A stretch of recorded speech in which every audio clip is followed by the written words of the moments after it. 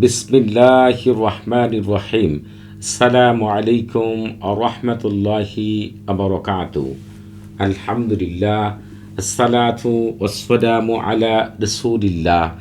আপনারা যারা আমাদের চ্যানেলটি এখনও সাবস্ক্রাইব করেননি তারা আমাদের চ্যানেলটি এখনই সাবস্ক্রাইব করুন এবং আমাদের পাশে থাকার বেল বাটনটি এখনই অন করুন। আজকে আমি আপনাদের মাঝে হাজির হয়েছি মিসমার ও মাহাতুত আগুনের এই দুইজন জিন দ্বারা দূরে থাকা স্বামী অথবা স্ত্রীকে পাগল করে কাছে হাজির করার 100% পরীক্ষিত সেরা শক্তিশালী বিশেষ একটি আমল নিয়ে। তবে আপনারা চাইলে এই আমলটি দ্বারা দূরে থাকা পছন্দের ছেলেকে অথবা দূরে থাকা পছন্দের মেয়েকে অথবা পছন্দের যে কোনো ব্যক্তিকে বিয়েতে রাজি করার জন্য পাগল করে আপনার সামনে হাজির করার 100% পরীক্ষিত সেরা শক্তিশালী বিশেষ একটি আমল নিয়ে আপনাদের সামনে হাজির হয়েছি। আপনারা চিন্তাও করতে পারবেন না এই দুইজন জিন কতটা শক্তিশালী।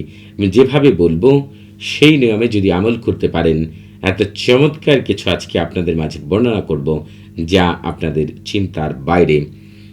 এই আমলটি করার জন্য আপনারা ধরেন যদি যার জন্য আমল করবেন তার কোনো ব্যবহারকৃত জামা আপনার কাছে থাকে তাহলে সেটিকে ব্যবহার করবেন। আর যদি সেটি না থাকে তাহলে এক দামে বাজার থেকে সাদা এক টুকরা তার নামের উপরে এক টুকরা কাপড় কিনে আনবেন এবং বাজার থেকে আপনাকে একটি পেরেক কিনে আনতে হবে, একটু বড় সাইজের, সেটিও এক দামে কিনতে হবে। এরপর যেটি করতে হবে, ওই কাপড়ের উপরে এই যে তালসামটি দেখতে পাচ্ছেন এতটুকু তালসাম কাপড়ের গায়ে আপনাকে লিখতে হবে এবং সেই কাপড়টি দ্বারা পেরেকটিকে ভালো করে পেঁচাতে হবে একদম শক্ত করে। তার যদি পরনের কাপড় থাকে তাহলে তার পরনের কাপড় দ্বারা, এবং যদি আপনার কাপড় না থাকে তাহলে ওই যে কাপড় বাজার থেকে কিনে এনেছেন সেটি দ্বারা ভালো করে পেঁচাবেন। পেঁচানোর পরে আপনি যেটি করবেন, আগে থেকে আপনার সামনে ধূপ অথবা আগরবাতি জ্বালিয়ে রাখবেন। আপনার সেই ধোঁয়াগুলো আপনার কিছু সময় ধরে সেই কাপড় পেঁচানো পেরেকের মধ্যে একটু লাগাবেন।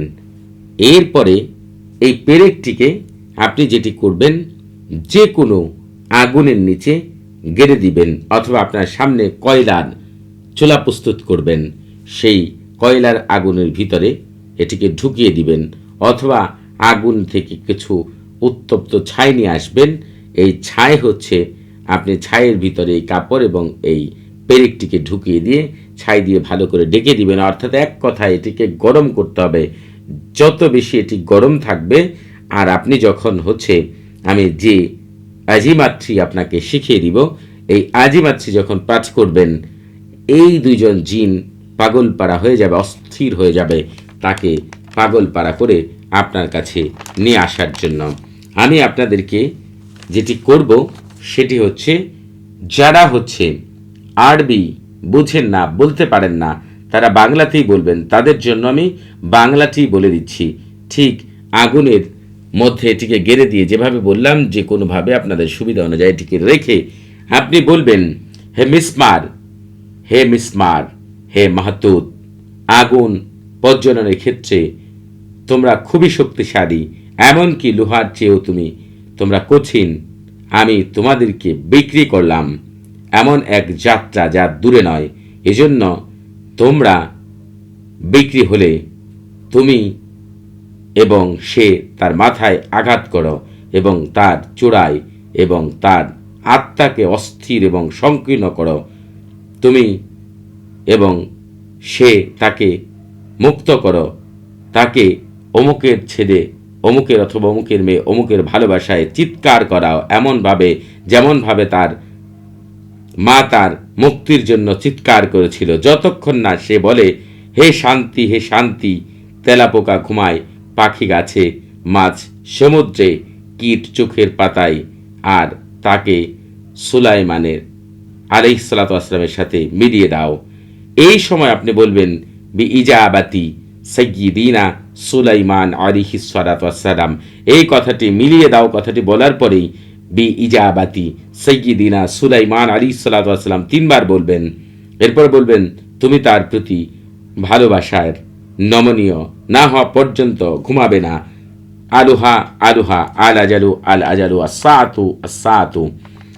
যারা আরবি বোঝেন তাদেরকে আরবিটা বলে দিচ্ছি, আপনারা বলবেন ইয়া মিসমারু ইয়া মাহতুদ ফি লাবিহিয়ান নারি তাকুনু কাভিয়ুন ওয়া শাদীদুন ওয়া তাকুনু আশাদু মিনাল হাদিদি বি তুকা ফি মিশওয়ারি মাসশিদ বাইদিন বিতুকা লিকাজা